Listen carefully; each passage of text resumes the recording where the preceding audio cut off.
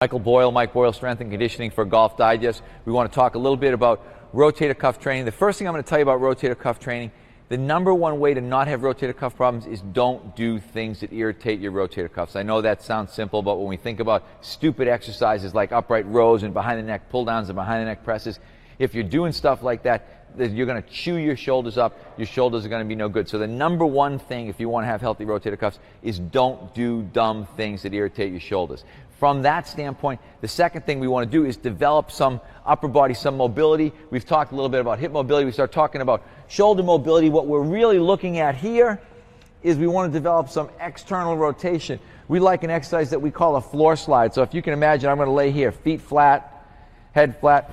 What I want to do is get the backs of my hands against the floor. Some of you may be like this. If you're here, you're already lacking in that external rotation. That's going to be a problem. But when you can get to here, all we want to think about, big exhale. I like to think that I'm blowing my hands up. That's the vision that I want to get. Come back down, inhale through my nose. Big exhale through my mouth.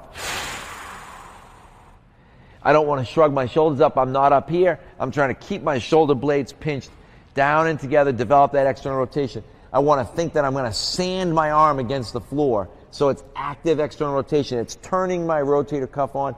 It's asking my internal rotators, my pecs, my lats, my subscapularis, to relax and lengthen out and let me get in this position. So this is a great exercise to start every day with. I don't care whether you're working out, whether you're golfing, whatever it is. Think about doing 10 floor slides, 10 big 5-second exhales. So if I'm here, I'm up. 1, 2, 3, 4, 5. I should be exhaling that whole time, which I can't do while I talk, but hopefully you'll get the idea.